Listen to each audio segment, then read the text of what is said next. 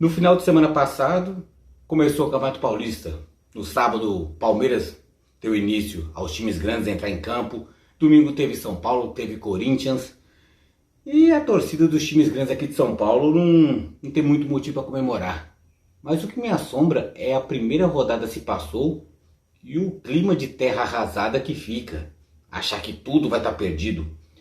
Eu fui ver a crítica das três torcidas, do Palmeiras, do Corinthians, do São Paulo, e tudo era baseado em crítica. Ninguém conseguiu ver algo positivo, algo produtivo. Repito, numa primeira rodada de Campeonato Paulista.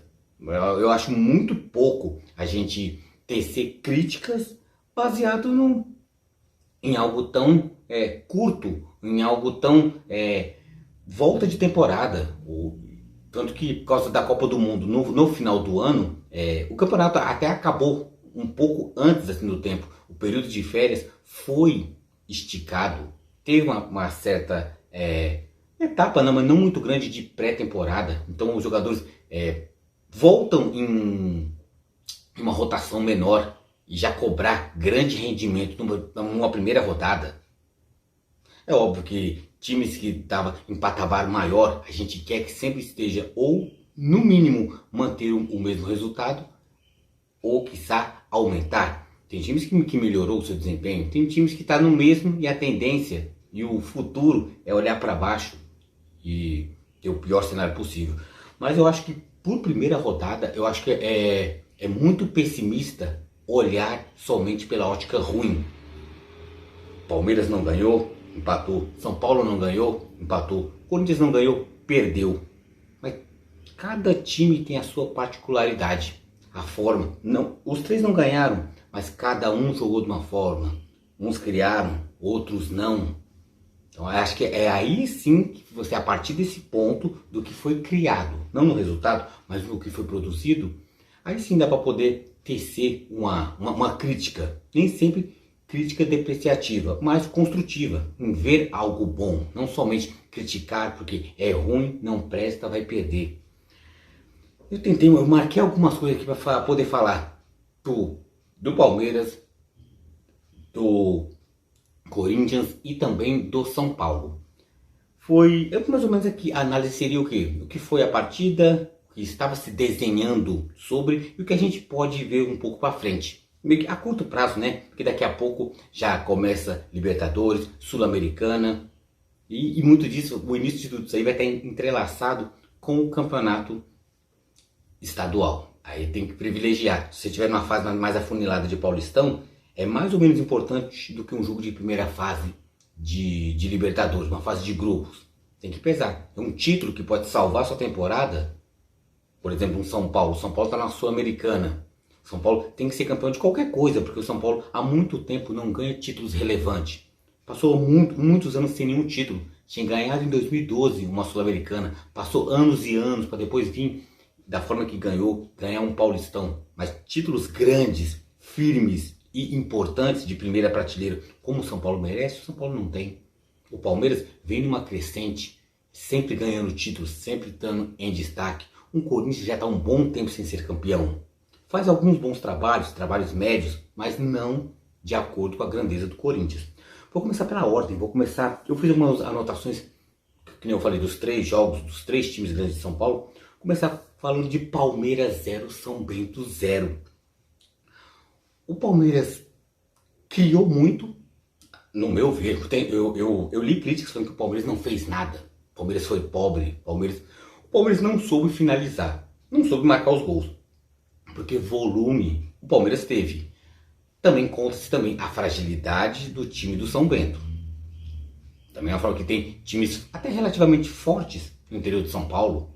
Tem o Mirassol, que está em destaque tanto na base, na copinha, como também está em destaque também no profissional. Já vai disputar uma Série B do Campeonato Brasileiro. Um Ituano, que sempre há anos faz bons trabalhos. Então, um Red Bull Bragantino também, que é considerado a quinta força depois dos grandes, é o maior time do estado de São Paulo. Isso aí, sem sombras de dúvida, já se estabeleceu. Por quê? A forma de gerir o time, a forma de de poder praticar um bom futebol, e tem um investimento internacional da Red Bull, que é o que é muito importante. Mas Palmeiras que criou muito, mas também não fez gol, e isso pesa muito nas críticas. Somente nas críticas você quer trazer o time para baixo. Eu vi São Paulino, vi corintiano, mas vi palmeirense também já condenando o ano do Palmeiras, que isso é time que vai brigar pelo quê? Primeira partida, um empate 0-0. Mas tem que se pegar também no que o Palmeiras criou.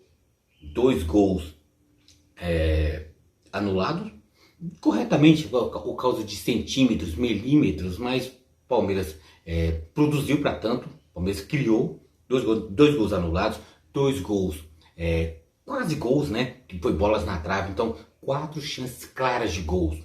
Se fizesse 4-0, a crítica ia ser diferente. Você estava na internet, Palmeiras é a verdadeira sensação do futebol paulista. Porque é sempre assim, porque a crítica, basicamente no Brasil, é assim. Se você ganha de 4-0, o Palmeiras ganha de 4-0 do São Bento, é o melhor time que tem. Mas se empata 0-0, tudo cai por terra. Vai falar do investimento, o dinheiro que entra e sai, aí começa a falar muito da patrocinadora também, presidente também, que é a mesma pessoa que coloca um dinheiro e que também gere o dinheiro. E quando troca de mãos, dinheiros assim, é complicado. E quem sai com dano é o Palmeiras, não é Leila Pereira. Por isso eu acho uma relação muito perigosa, você tratar a mesma pessoa que é patrocinador, a mesma pessoa é presidente do clube. Muito perigoso. Mas eu enxerguei coisas boas no Palmeiras também. É o início de um trabalho, começa-se do 0 a temporada.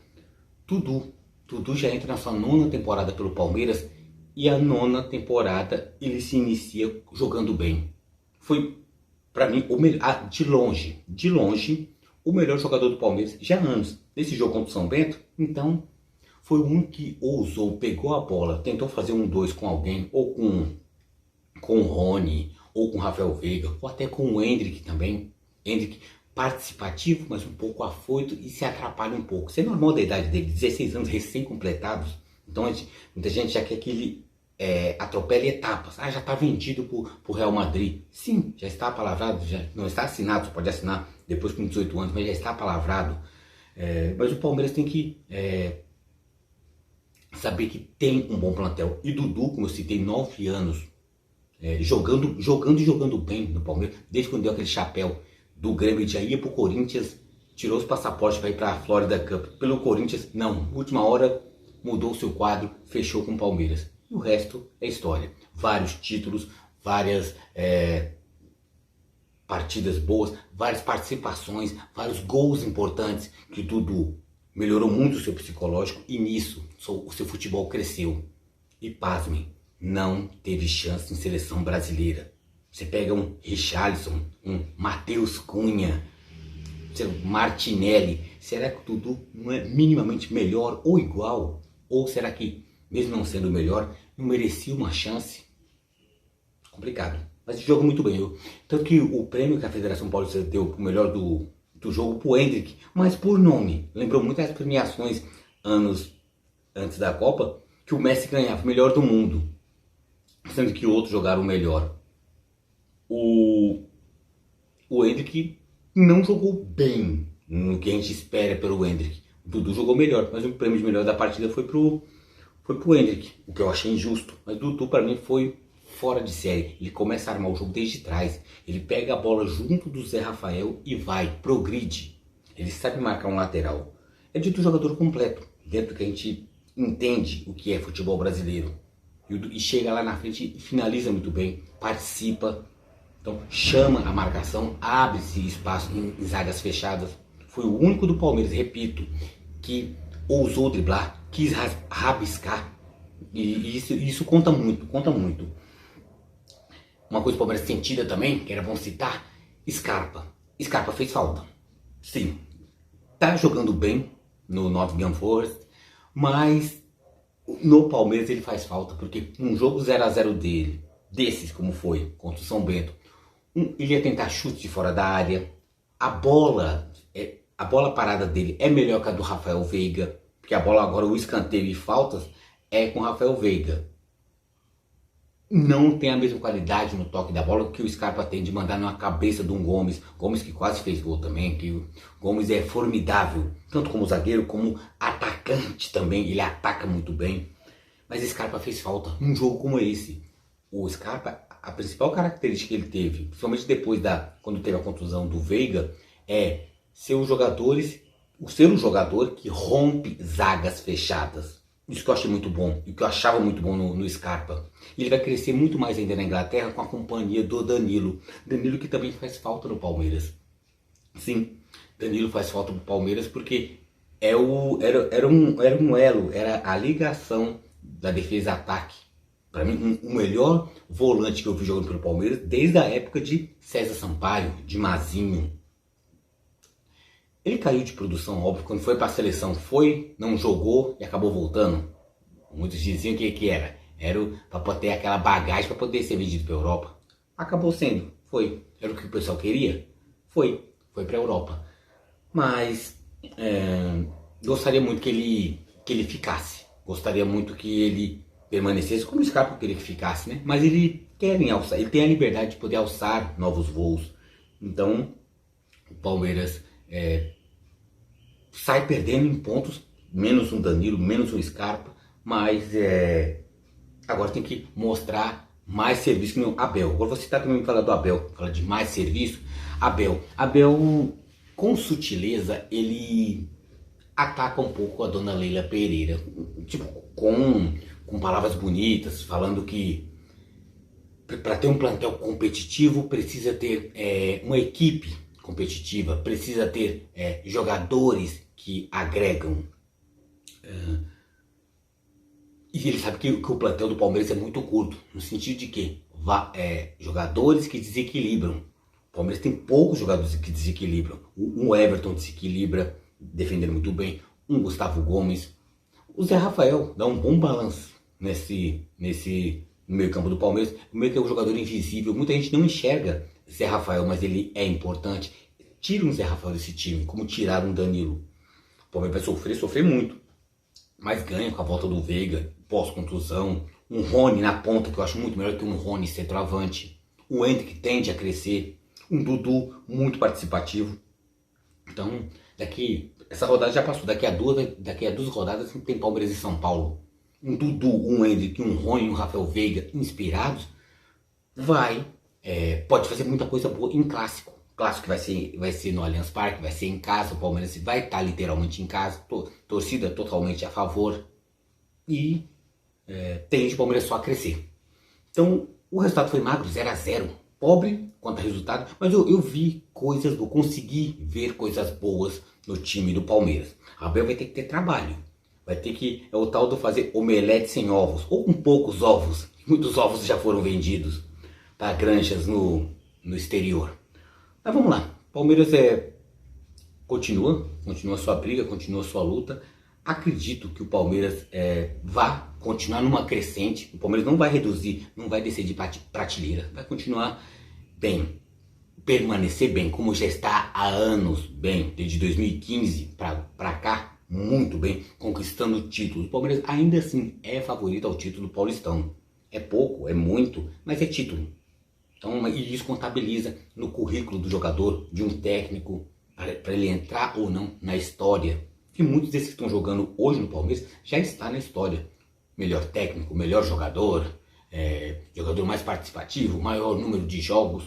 O Palmeiras tende a crescer. Mas aos pessimistas, acalme-se. Tá? Palmeirenses pessimistas, acalme-se. Está só começando. Pela ordem cronológica, teve o jogo de sábado 0-0 Palmeiras e São Bento. Aí domingo, 4 horas da tarde, teve o jogo da TV, passou na Record, mas assisti no Premiere, não consigo assistir jogo na Record, Jesus Cristo, como é mal. Red Bull Bragantino 1, Corinthians 0, gol do Arthur, ex-Palmeiras, né? Olha o Palmeiras atormentando e aterrorizando o time corintiano, né? Lembra que direto ou indiretamente. Vamos lá, não tem como não falar do Corinthians sem falar a bagunça que hoje está o Corinthians. Primeiro ponto a se falar, Fernando Lázaro, é analista de desempenho, não é técnico. Mas caramba, por que colocaram ele lá? Muitos dizem, corintianos, eu procurei ver o que os corintianos, os mais loucos e fanáticos, ou aqueles mais críticos e analistas, estavam falando. E é meio que consenso que o Duílio, presidente do Corinthians, colocou muito por amizade. Ele entende, ele conhece os jogadores por quê? Por ser analista de desempenho, então ele analisa o desempenho de cada um, então ele conhece no dia a dia, mas ele não tem a pegada do técnico. Aí tem uma coisa também, por que os jogadores gostam do Lázaro? Porque o Lázaro não apita nada, gente, por mais que ele seja o técnico, teve a entrevista, ele foi contratado, é o técnico, não é interino, é efetivo, não sei o que, bradando muitas coisas, mas quem manda lá dentro é um Balbuena, é um Cássio, é um Fagner, é um Roger Guedes cheio de mimimi e frescura. Você acha que qual é o grau de importância numa escalação, num dia a dia de jogo, numa jogada trabalhada com Lázaro? Você acha que tem? Eu não acredito. Não, sério mesmo. Próxima rodada, o Corinthians pega, vamos supor, pega uma Água Santa e enfia uns 4-0. Vai lá, que seja, ou em Itaquera, ou lá na Arena Inamar, no Distrital Inamar, em Diadema, enfia 4-0. Tá vendo como o Lázaro é bom? Não, esse é o ponto. Se o Corinthians perdeu pro Bragantino, não jogou nada. Esse é o ponto. Em nenhum momento fez cócega. Tipo, foi uma bafinha, toca a bola, mas não sabia o que fazer. Agora se muda-se tudo, se o Corinthians enfiar uns 4-0 num Guarani, num Água Santa, ó, o campeão voltou, todo poderoso Timão, por causa de resultado.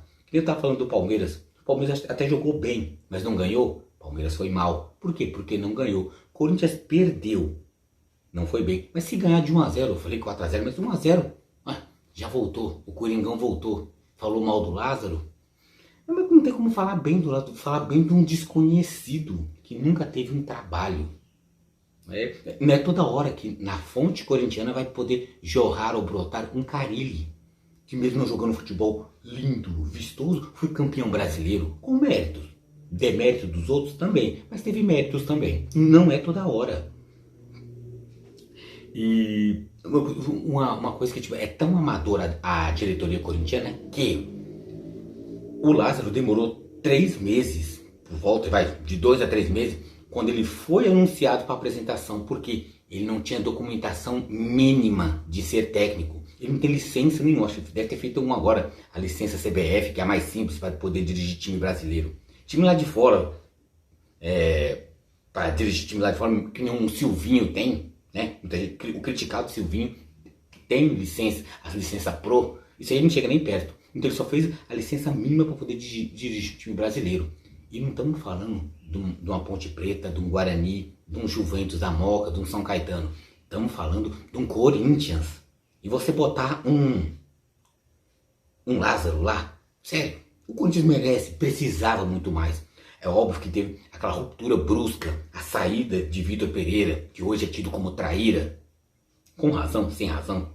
Acho que um vídeo só dele para poder explicar isso. Houve motivos. Os motivos que foram usados foram os errados. Várias explicações. Mas o Corinthians não soube fazer a transição. Houve-se tempo para isso. Quando anunciou o Lázaro até agora. Então houve-se tempo. O Vitor Pereira já é passado. Já é do Flamengo. Você tem que saber fazer essa ruptura. Vai colocar um Lázaro de paraquedas, vai lá. Eu duvido que Lázaro apite alguma coisa. Ou fala, não, eu não quero assim, eu quero assado. Mas ele não tem peito para isso. Você acha que um Roger Guedes vai jogar para um Lázaro? Pode até jogar a partir do momento que o Lázaro fale amém para um Roger Guedes. Mas se um Lázaro for confrontador, menino, não faça isso, faça aquilo, ele vai obedecer? Não. Eu acho. Vai obedecer? Acho difícil. O Corinthians jogou com um time quase completo. O Corinthians que só não jogou com acho que o Romero e o Yuri Alberto, né? Mas o Corinthians não produziu nada quando o Bragantino que foi totalmente dominante. Ah, mas o Corinthians está voltando. Sim, o Corinthians está voltando, o Bragantino também está voltando. E o Bragantino, num calor exorbitante, engoliu o Corinthians. Porque o Corinthians jogar de camisa preta, no calor, num sol desgraçado em Bragança Paulista, conta também. Mas também O sol tá para todos, né? Mas não sei até onde influi a camisa escura ou não no futebol do Corinthians, né? Se for só isso aí, então o Corinthians vai jogar sempre de branco. Então seria por isso que o Santos de Pelé é o melhor time do mundo, que sempre jogava de branco. Aí, por isso que era o melhor. Não sei se isso conta muito. Mas o Corinthians não produziu nada.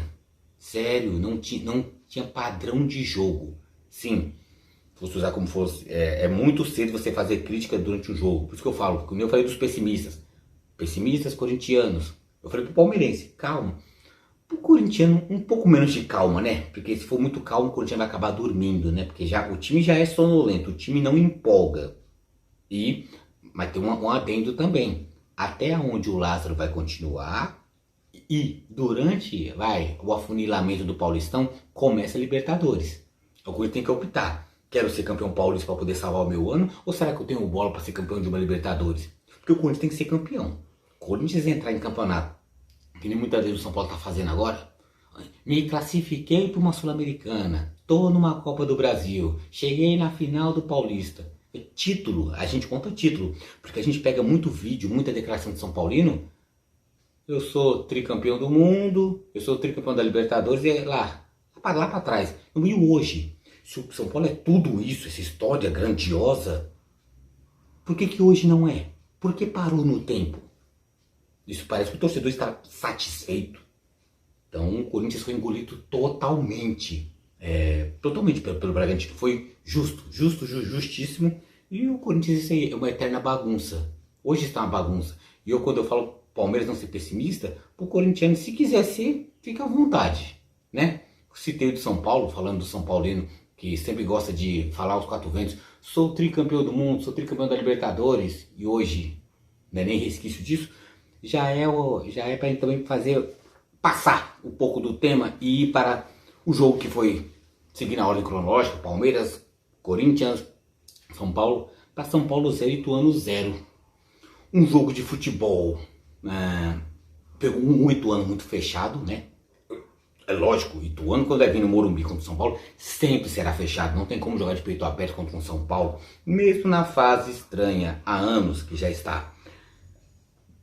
O ano do São Paulo é 2023, mas está igual a 2022, 21, 20, 19, 15, 14, 13, pode ir voltando. O São Paulo há muitos anos, basicamente é isso. A tônica do jogo do São Paulo, desse primeiro jogo, do primeiro jogo da temporada, Campeonato Paulista, 0-0 São Paulo e Ituano, é a tônica do São Paulo há anos. Forma-se times com algumas peças boas, outras peças não, outras peças desacreditadas, outras desconhecidas. Mas quanto à produtividade, o São Paulo produz algum brilhareco, alguma coisa. Mas efetivamente o São Paulo é nada. O São Paulo, no meu ver, é nada há anos. É bom separar história com atualidade. A história com a atualidade se entrelaçam. Porque hoje, o jogador de hoje está construindo a história do São Paulo, do Palmeiras, do Corinthians. Mas o do São Paulo está... Isso eu já falo do São Paulo, diretoria, torcida... jogadores, está vivendo de história há muito tempo. O São Paulo não está construindo, dando prosseguimento à sua história. Porque São Paulo colocou bons jogadores para poder... Mudou de 2022 para 2023. O jeito de jogar é o mesmo, porque o técnico é o mesmo. Rogério Ceni é o mesmo, a forma do São Paulo jogar de Rogério Ceni é a mesma. Mas mudou-se alguns jogadores, né? Os jogadores saiu, tipo no Wellington, numa lateral esquerda. Saiu Reinaldo para poder ficar um Wellington. Mudou, teve qualidade. Porque também o Reinaldo já estava marcado por anos e anos, de um futebol débil, de um futebol abaixo do que a torcida espera, né? Ou porque já tem marcado por ser um jogador mais folclórico do que jogador efetivo. São Paulo trouxe jogadores novos, trouxe o Wellington Rato, trouxe Pedrinho, poder agregar um pouco mais. O meio campo, os volantes ainda são os mesmos, Rodrigo Nestor e Pablo Maia, que para mim é o tal do... a marcação na época de pandemia, né? Só marca a distância, né? Distanciamento social, isso dá muita liberdade. porque o Ituano jogou fechadinho, não teve muitas chances. As que teve não aproveitou. Mas um time melhor, um time mais encaixadinho. Vou dar um exemplo. Daqui a 2 rodadas, né, na terceira rodada, já passou a primeira, daqui a 2 rodadas, Palmeiras e São Paulo no Allianz Parque. O buraco que é o meio-campo do São Paulo. Inexistente, não tem um meia, porque o Rogério não gosta, porque ele não quer, não tem um meia efetivo. Praticamente o São Paulo joga com 4-2-4, fica só com 2 volantes zanzando sem saber o que fazer, um bloco na frente, um bloco atrás e nada acontece. Isso porque o Rogério gosta do time assim, pra ele tá balanceado. Imagina pegar um Palmeiras no Allianz Parque, um contra-ataque, imagina, o São Paulo vai pra frente e perde a bola, contra-ataque, Endrick, Dudu, Rony, Rafael Veiga, aí numa ponta vem Piquerez, na outra vem Marcos Rocha. Será que o São Paulo segura? Aí o São Paulo no Allianz Parque toma 3-0, 4-0, o ano de São Paulo acabou. Por quê? Por próprias deficiências. O São Paulo é um time deficiente, sim, mas dentro do enquadro que está, pode ser melhor gerido. O Rogério chamar a cada jogador, faça o seu melhor, ou o que você consegue entregar de melhor, ou até a mais, porque estamos falando de um São Paulo, é um time grande. E muitas vezes o São Paulo, o Rogério treina, coloca o esquema em campo e deixa os jogadores livres. E muitas vezes eles não, por deficiência, por ruindade, falar a verdade, eles não cumprem. E quem sai perdendo é o São Paulo, que produziu um certo volume, não vamos dizer assim, não produziu tanto como um Palmeiras produziu contra o São Bento, que os dois ficaram Palmeiras 0-0, Palmeiras 0-0 com o São Bento e o São Paulo 0-0 com o Ituano, mas foram 2 partidas diferentes, bem diferentes mesmo, não só porque ser times diferentes, mas forma de jogo. O Palmeiras não fez gol por infelicidade sua, por demérito ou por azar, que, tipo, 2 bolas na trave, 2 impedimentos por milímetros, por um ombrinho na frente, a pontinha da chuteira na frente. Que é o São Paulo, nem isso. O São Paulo é aquele, cria-se aquela espuma, mas não é efetivo.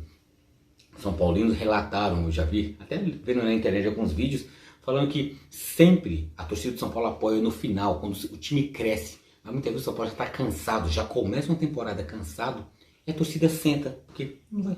Falta 5 minutos, está 0-0. O São Paulo não vai fazer gol. Palavra de próprios São Paulinos. O São Paulino que foi pro estádio, 45 mil torcedores, senta. Não vai sair merda nenhuma. E muitas vezes não sai. Porque o São Paulino não se empolga com São Paulo.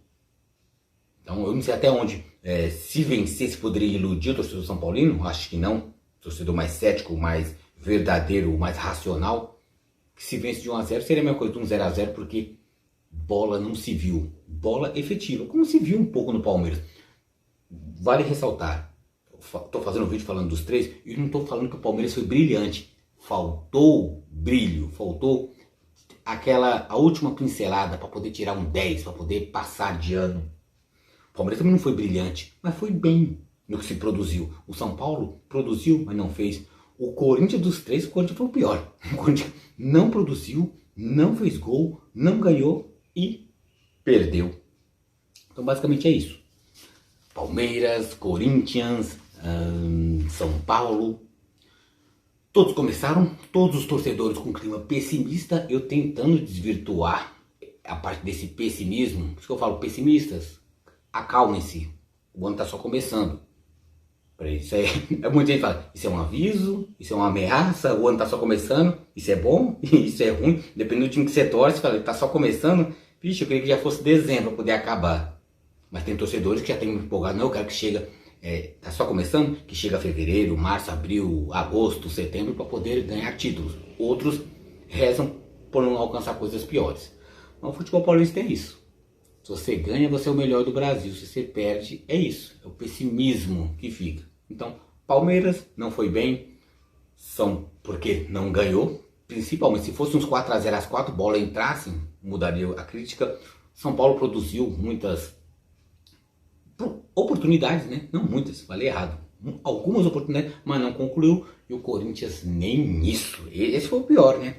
Você não somou nenhum pontinho, não fez gol, não produziu nada e ainda perde. Então, se for dos 3, o melhor cenário, o do Palmeiras, que você viu uma luz algo sendo feito. O do Corinthians é catastrófico. No sentido de, calma, catastrófico também pode não ser a palavra certa, mas não tem técnico. Time, só faltam 2 titulares, só não tinha o Romero e só não tinha Yuri Alberto.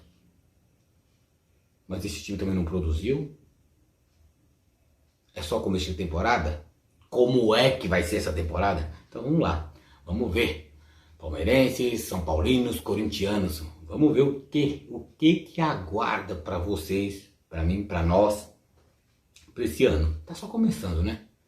Então vamos lá, vamos por mais, né? Vamos torcer, no meu caso eu, pro Palmeiras. Para vocês, corintianos, São Paulinos, vou torcer muito contra, né? Mas se vier ganhar, eu vou vir aqui analisar e falar bem também, né? Porque eu sei a torcida contra é diferente de uma análise, boa ou ruim, que vai depender do time de vocês. Tá? Então eu gosto de falar futebol. Futebol é isso, é você não tratar somente dos seus, mas dos nossos, dos seus, dos meus, dos nossos, mas é falar com argumentos, né? Tentar mostrar o que eu sinto no vídeo, aí vocês julgam, vocês entendam, né? O que eu quis dizer, se pensa parecido com você, né? Futebol é isso também, é informação, entretenimento, ação, descontração e vamos lá. Que o Palmeiras tenha muita sorte e o São Paulo e o Corinthians muito azar. Vamos ver. Tá só começando o ano, hein? Pessimistas, acalme-se.